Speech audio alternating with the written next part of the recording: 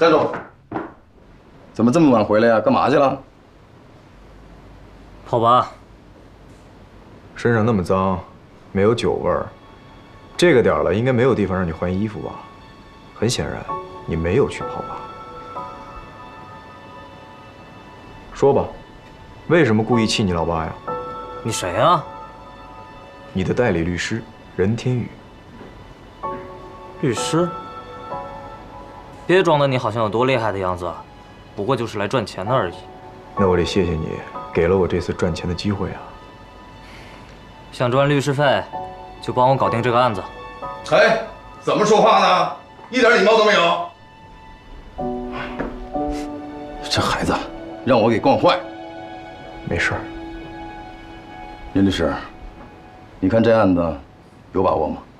您别担心，校园霸凌呢，顶多算是一个民事侵权。我听说其他几个孩子的家里啊也找了律师，其中就有我们律所的，叫孙超。任律师，你看看能不能合作一下？如果吴总认定贵公子没有参与，那就没有合作的必要。但是如果贵公子参与了，那也请吴总相信我。当然，任律师，你不要误会，我十分相信你的能力，处理这点小事儿对你来说肯定是易如反掌。我这个关心则乱嘛，啊，关心则乱啊，理解。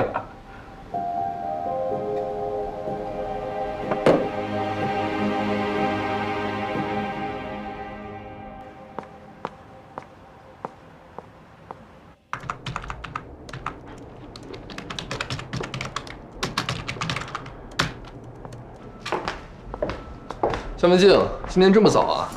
你不是也挺早的吗？我那都是在部队养成的习惯了。任律，你是侦察兵出身的，对不对？对啊，怎么了？哎，过来，帮我查个东西。你看，就是这个人，我有他的账号，你能帮我黑进他的电脑吗？我昨晚查了一晚上也没有查到他的地址。后来我打了110，但是警察说不能仅仅因为一条评论就怀疑他自杀。你说咱们这公众号吧，没有成立多久，粉丝也不多，不太可能因为博关注才来发这种评论吧？所以我有点担心他。但我是侦察兵，不是黑客呀。哎，你们都在呢。哎，潘检察官应该可以做得到吧？对啊，之前韩露说你是网络高手，哎，你帮我查查这个人吧，人命关天啊！什么事儿啊？文静怀疑这个写评论的人可能会轻生，所以想查下他的地址。啊，这个有点难吧？况且不符合流程，应该先通过公安找一下张浩伦吧。没时间了，我昨天晚上就打110了，现在又过了一晚上，也不知道那个人怎么样了。我们要是再找张警官走流程的话，就更来不及了。哎呀，这个潘小黎，你帮帮我吧，求求你了，人命关天啊！啊，好吧，我看一下。哎，要是尹叔问起来，我可是迫于无奈啊。没问题，就是我逼你的。这样能行吗？你要是害怕的话，你就先出去吧，我们不会连累你的。你这样是在害潘小丽，还是说你想让尹处替你再背一个处分呢？这样是违规的。哦，都在呢。尹叔，尹处，干嘛呀？一个那么紧张？我们查点资料，查呀。查什么资料？啊？尹处，是我让潘小丽查的。不关严律的事情，也不关潘小黎的事，是我。江文静在公众号的评论区看到有人上传了遗书，特别担心，但是是我逼潘小丽查地址的，跟江文静无关，有事我负责。你负责？你负得起这个责吗？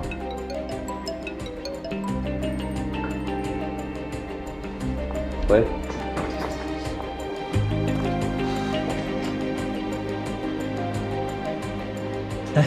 查到了，定位大致是在陈桥南路碧水小区。碧水小区几栋楼啊？能不能再详细点儿？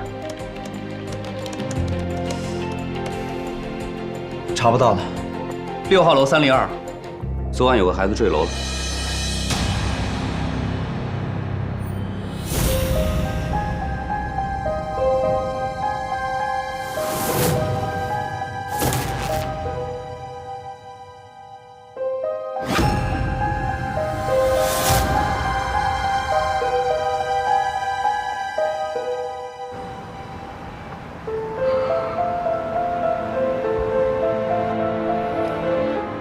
有什么好担心的？侮辱诽谤这种案件，就算是被害人提出了自诉，他能提供鉴伤证明吗？如果拿不出来，法院也就是和和稀泥。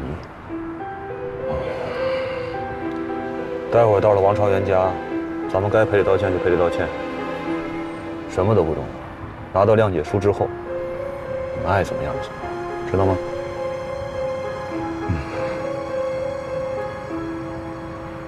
听到律师说的话了吗？一天到晚给我添麻烦，浪费老子时间。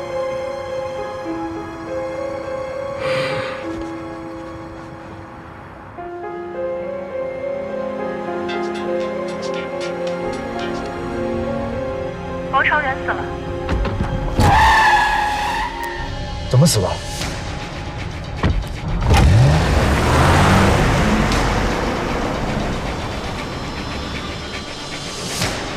喂，是我。什么？死了？死了？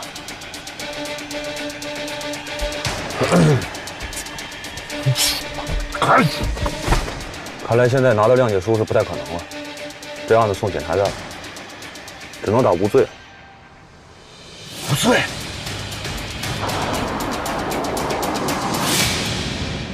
我把你叫出来，主要是想告诉你，被霸凌的孩子死了。我已经知道了，刚才任律师给我发信息了。你说这事怎么办啊？现在博文还这么小，要是坐了牢，这辈子不就毁了吗？那个任律师能行吗？需不需要我们再找别的律师咨询咨询？你还是要相信任律师的，你更应该相信博文。凭我对博文的了解，我觉得这种事情不会是博文干的。凭你的了解，我现在都越来越不了解他了。我现在觉得博文呢，越来越奇怪。那发生这件事情之后，你有没有想过找他谈谈？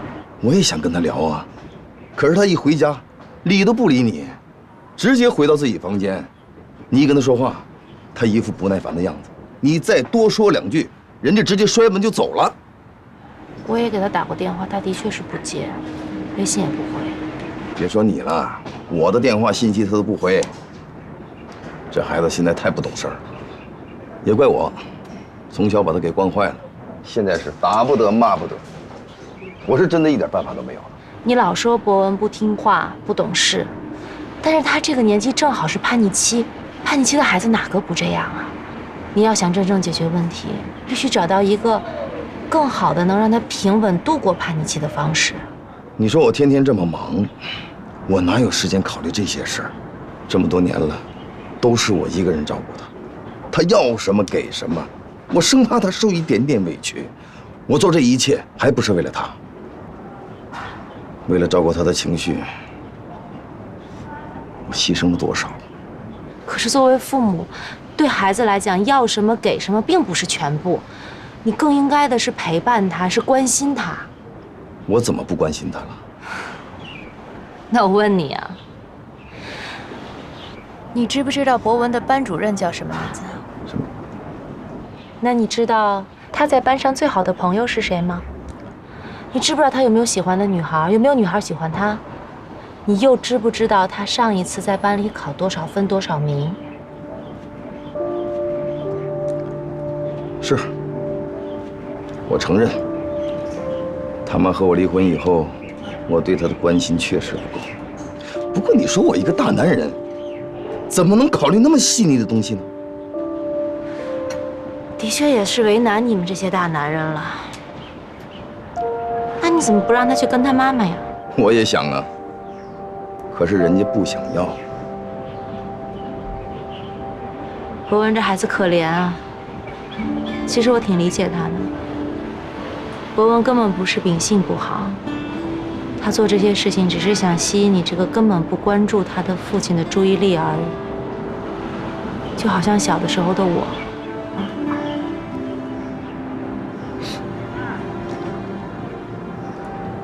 薇薇，我明白，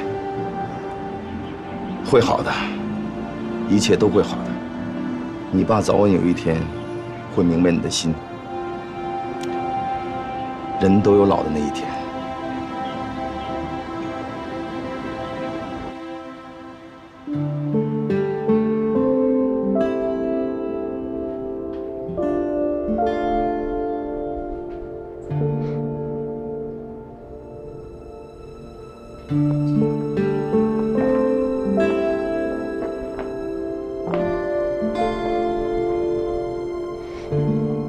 警方已经排除了他杀的可能性。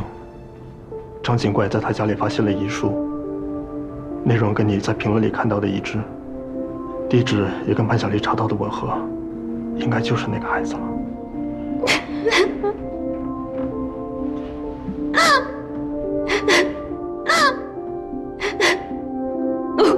如果我能早一点查到他的地址，他可能就不会死了。都怪我。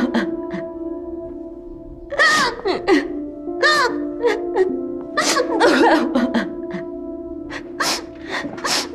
张警官说了，孩子的坠楼时间是10点30分左右，大约是他发完评论后的10分钟。他家住3楼，他却从8楼跳下去，说明他根本就没有给别人救他的机会。他在公众号上发的遗书，不是用来求助的，是用来控诉的。求助？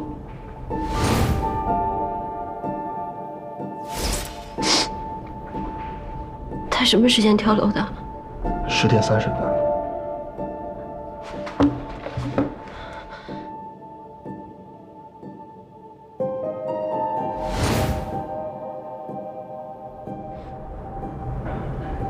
你打过吗？打了，打不通，所以我才让潘晓丽查的。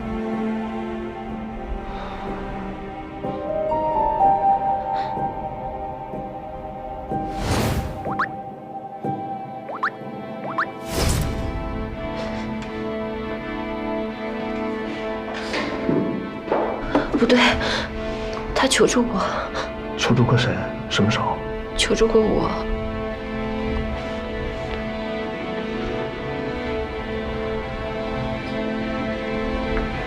你确定是他吗？他的名称是袁，王朝元的袁。也不一定吧，要不再打一个试试？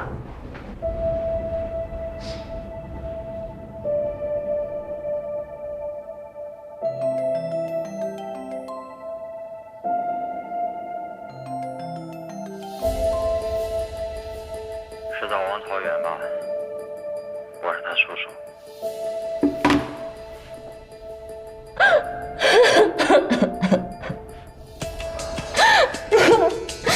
我能早一点救他就好了。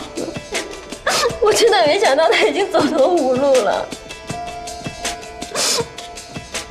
如果我再努力一点，我再聪明一点，可能就不会死了。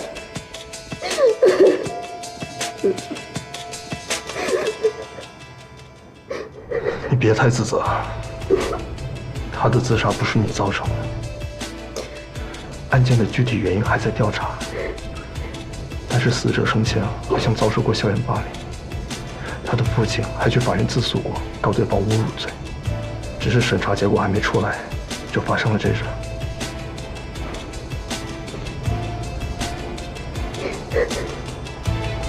尹叔让我告诉你，这个案子马上就要自诉转公诉了，张警官也在准备相关的卷宗，准备递交给卫检。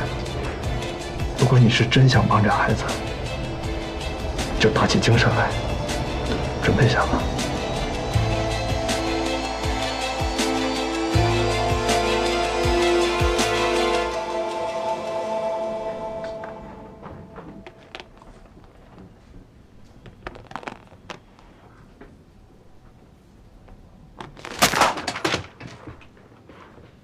胆肥了是吧？啊？啊！敢躲了是吗？等着啊！躲是吧？裴立新，现在不是您教育孩子的时候。王朝元一死，事情就闹大了，当务之急是要赶快想好对策。看什么看？站起来！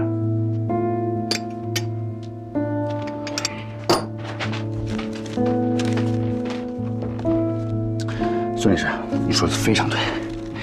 你放心，事情能够解决掉的话，钱绝对不差你的。啊，其他事情我们一定配合，绝对配合。孙律师，你看他那个怂样啊，如果没有人唆使他的话，给他个胆儿，他又做不出来这种事儿啊！是不是？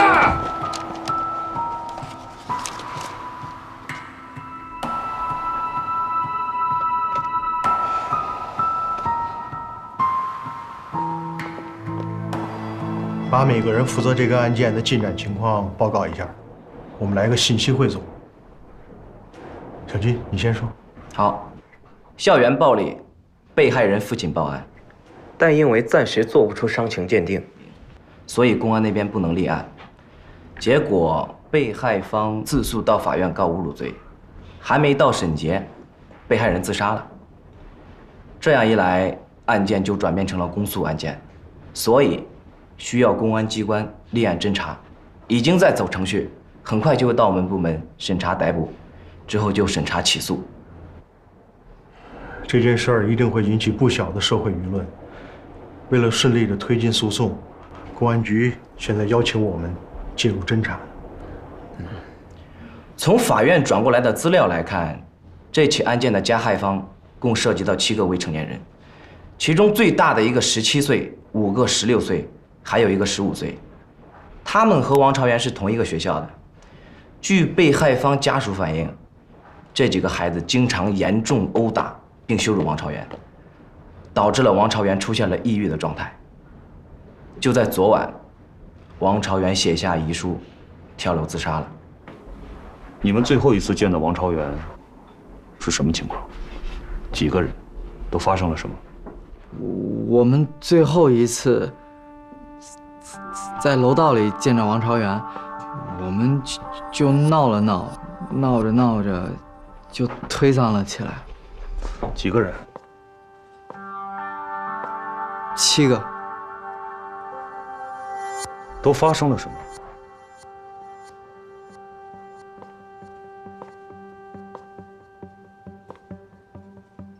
就打了他几拳，踢了他几脚。李明启，这个时候你不应该向我隐瞒任何真实的情况。我最后问你一遍，你们到底做了些什么？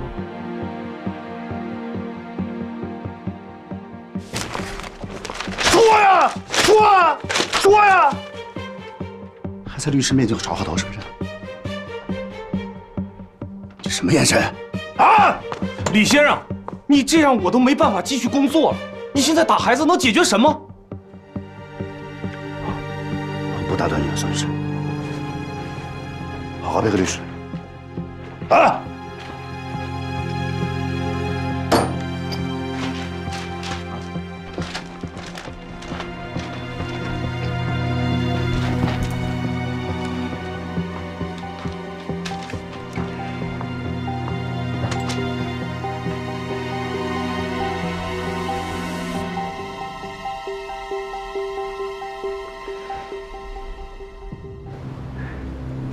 王朝元是单亲家庭中的一个孩子，和父亲相依为命。昨晚事发后，王朝元的叔叔王冠一直在社交平台发文章声讨那7个学生，有很多网民都在声援他。情况就是这些。几家主流媒体我已经打过招呼了。这个案子的施害者和被害者都未成年，不能做深度报道，尤其是当事人的身份信息不能泄露。现在啊，就怕一些自媒体并不合作，为了流量来发布一些真假难辨的信息。我已经联络了王警，一旦有过激或者过于敏感的信息发布了，立刻把它删除。这个可以理解，但一定要注意王冠的言辞。一旦要涉及到孩子的具体信息，必须马上遏制，因为孩子都还小，而且现在案件还在调查的过程当中，并不能够马上的盖棺定论。就算是将来判孩子有罪了，那他们早晚有一天还要回归社会的，所以涉及到他们各自隐私的问题，一定要严格保密啊。今天开会，公安那边的反馈跟我们预估的是一样的，他们在实施暴力的时候选择的场所都是监控盲点，比如卫生间、楼梯拐角、天台等。这件事儿不可避免的，将来肯定会在社会上引起极大的关注，所以我们必须要在言论更加的失控之前，找到实质性的证据。具体到公安邀请我们介入侦查的事儿，我看就由老胡跟小陈你们两个跟进吧。别的还有什么要说的吗？没了。那咱们散会。孟彻，我想申请加入这个案子。找小金，要详细资料。好。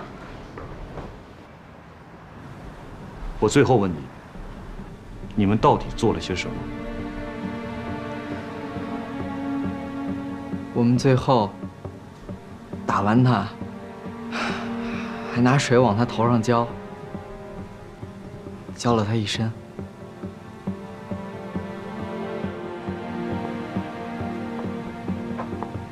不对，你说错了。都什么时候了，还跟律师隐瞒？律师，我说的刚刚都说的是真的，我真的什么都说了，我什么都说了，律师。不，我认为你在说谎。你这么胆小怕事，怎么可能打人？如果不是有人逼迫你的话，我不相信你能做出这样的事情。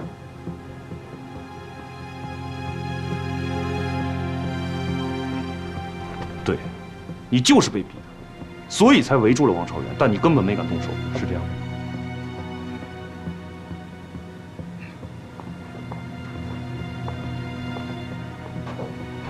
孙律师，万一这事被发现了，不这样怎么打无罪？他真没动手吗？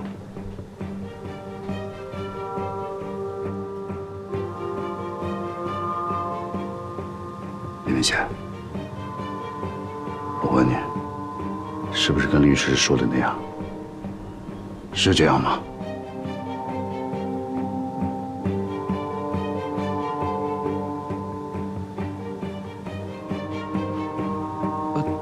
对对对，就是您说的那个样子。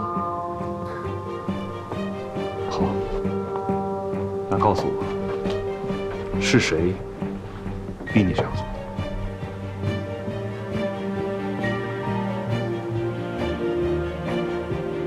吴博文，对，就是吴博文，我们都没有动手，是吴博文逼我们打他的。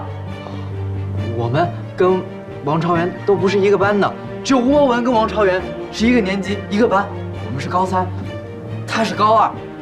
哦对，吴博文他比我们大2届，但是他留级了，所以我们都怕他，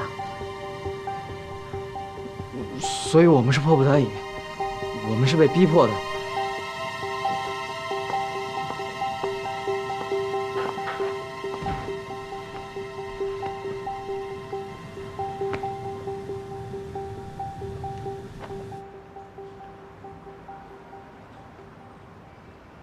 任天宇他有没有脑子？我让他配合我一起打无罪，他不肯，他怎么想的？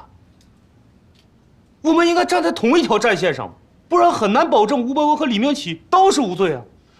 不是他输，就是我输，要么干脆一起输，这不是找事儿吗？你也先别生气，我这不是把任天宇叫来了吗？咱们一会儿听听他怎么说，好不好？这里头什么情况？一股火药味儿，不知道啊，估计是冲着任律来的。这任律不已经是咱们律所的合伙人了吗？哎，孙律师也敢？你不知道啊，孙律师在咱们律所资历，本来今年都应该升合伙人了，结果这任律一来，没戏了。难怪。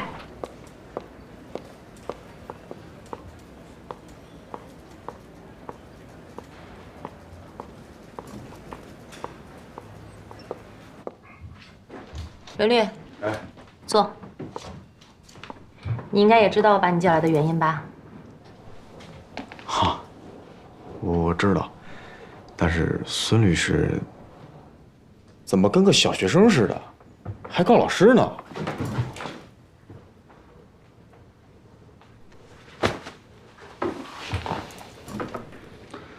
任律师，你刚来新州时间不长，可能还不太懂规矩。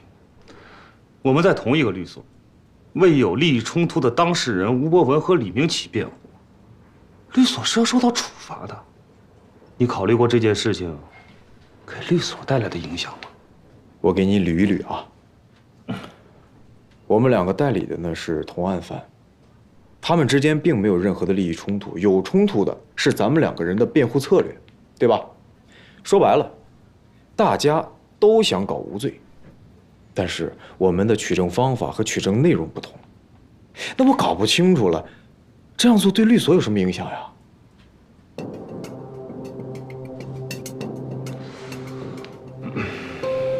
好，就算他们两个当事人之间没有利益冲突，但毕竟是同一案件，咱们如果不配合，很难保证两个人都是无罪呀。哎，不是我败诉，就是你败诉，搞不好还弄得两败俱伤，何苦呢？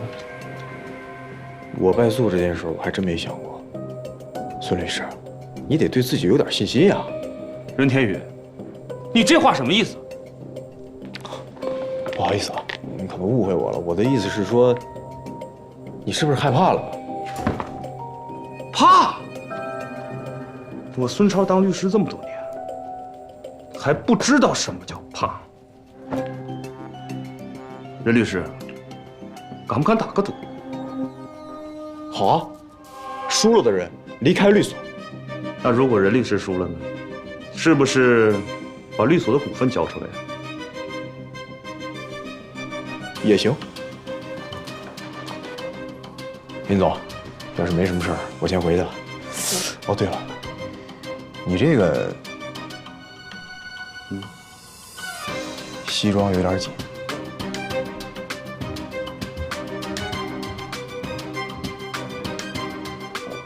太年轻，太年轻了。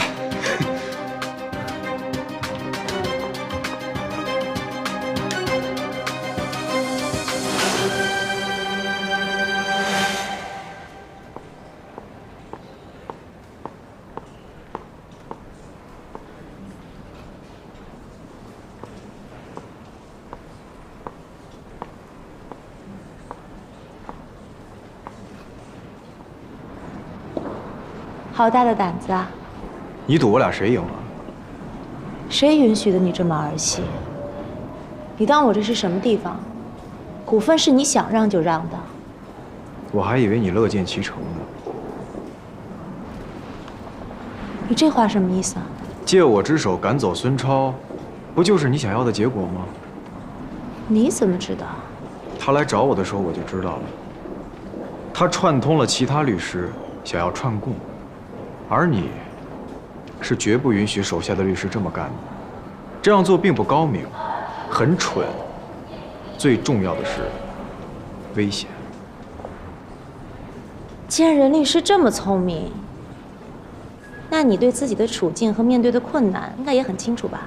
我问你，一个顶级律师最重要的是什么？胜率吧。胜率。一个律师眼中看到的本应该就是证据和结果。任天宇，如果你没有很漂亮的胜率，你连我们律所的门都摸不到，更何谈是我的合伙人？有道理。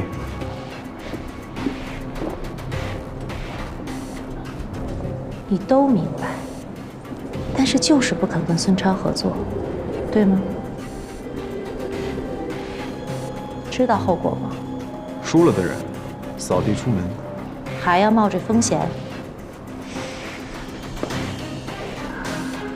你怎么对我这么没有信心呢？吴玉景不光是我的舅舅，还是我们律所的直系大股东。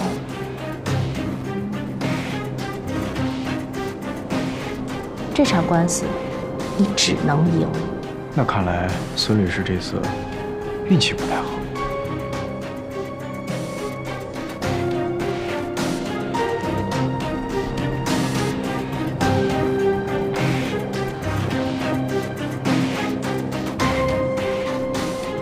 你胜，孙超扫地出门；他胜，你们俩一起。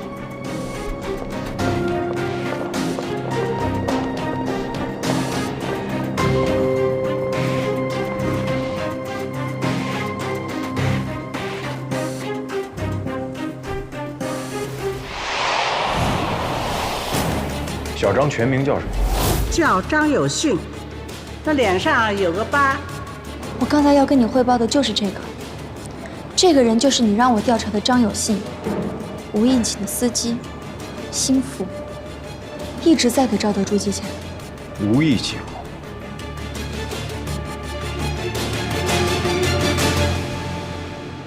王朝元的父亲，您是怎么知道王朝元在学校受欺负的？哥，检察官问你，怎么知道孩子被欺负的？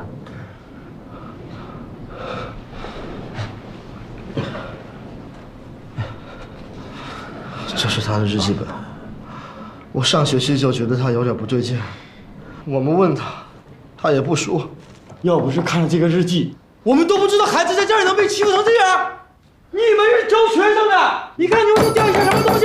小有气，别生气了，好吧？来，喝杯水。我喝什么水啊？你放心，我们一定会严肃处理这件事情。我们都知道王朝元是个好孩子，我们一定会还孩子一个公道的。对，是的，你们先坐下休息一下，你也消气啊。坐。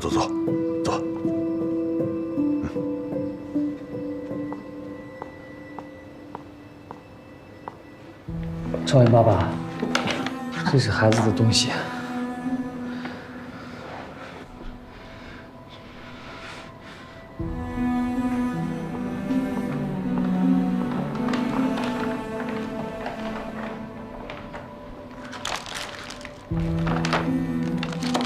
都怪我，都是我不好。我怎么那天晚上没有听见你说的话，没明白呢？我怎么让你出去了呢？哥，都怪我！哎呀，都怪我！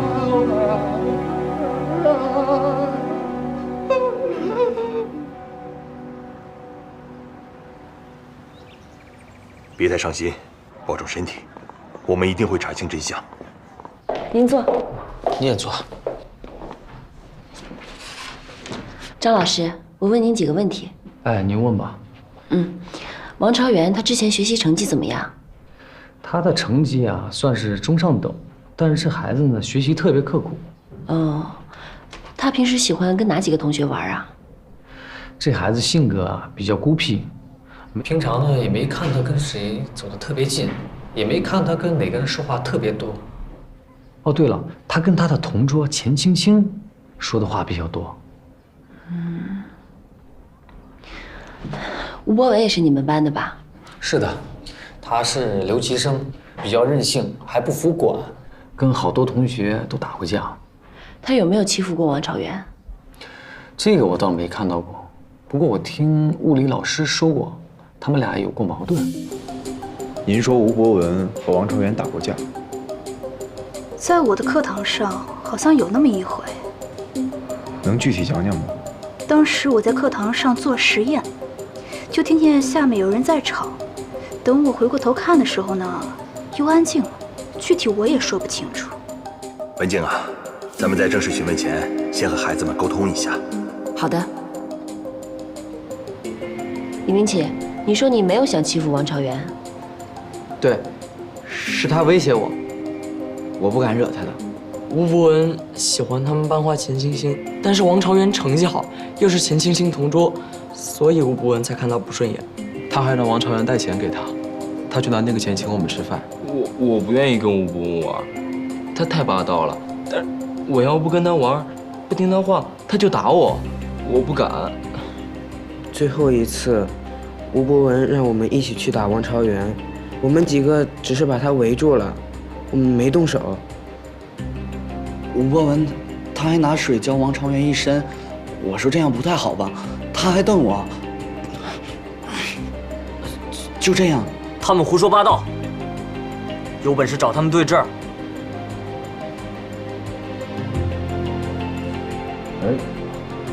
咱们校园里这种监控的死角都在哪儿？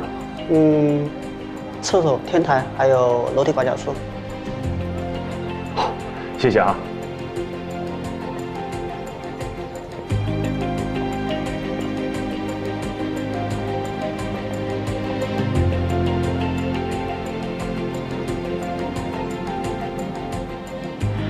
今天的采访我都录下来了，我回律所整理一下，电子稿发你邮箱，纸质版给你放办公桌上。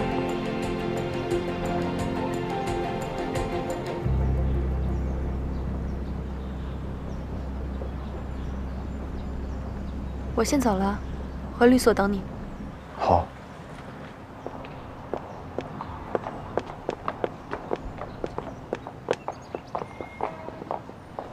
你怎么在这儿啊？你怎么也在这儿？我来走访。我也来走访的。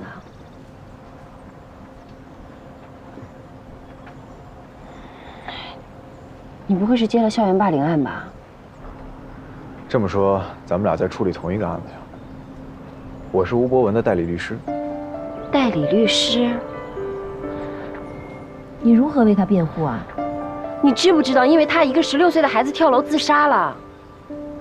你现在不仅要帮加害者辩护，更要为受害者讨回公道。你脑子一定要想清楚啊！江小姐，我是律师，你是检察官，你我只是立场不同，根本没有谁对谁错。而且你在这个案子还没有审的时候，就说是我的委托人害死了那个孩子，这好像不是一个检察官应该做的事儿吧？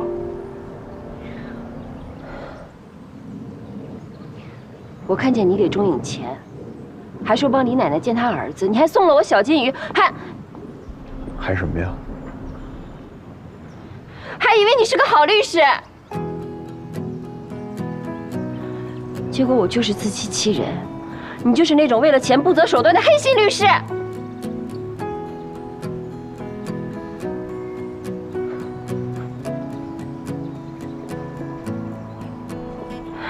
别碰我！哎呀，好疼啊！你别装了，早就好。但是我提醒你，如果你连你自己的情绪都管理不好的话，我建议你早点退出这个案子。退出？我为什么要退出啊？是因为我在这个案子里，你的良心受到谴责了吗？任天宇，你难道就真的一点都不在乎王朝元是怎么被逼死的吗？如果你……任律师也在呢。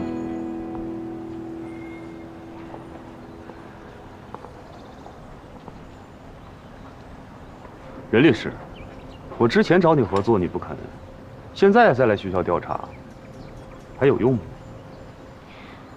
所以我劝你啊，趁早改变一下你的辩护策略，省着我的委托人也跟着受苦。你又是哪个加害者的委托人啊？你的那个委托人叫李明启。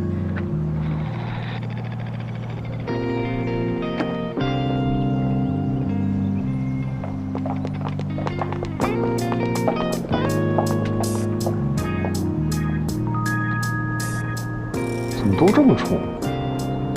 现在很流行这款。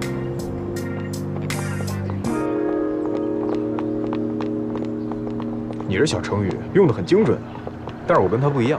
有什么不一样的？都是黑心律师。哎，他比我黑。那你可得离他远点啊，别心更黑了，学得更坏了。哎，你是不是觉得所有的律师心都是黑的呀？你不是吗？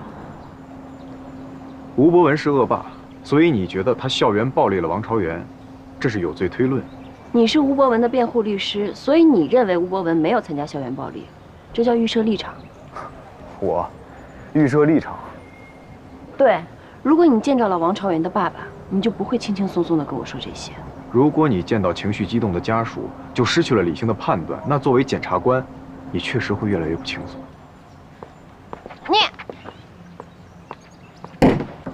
你不讲理！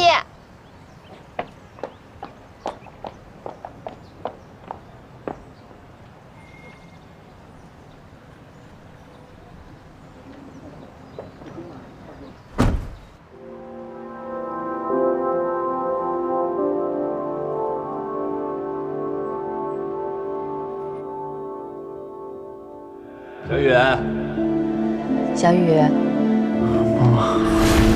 爸爸，我们出发了。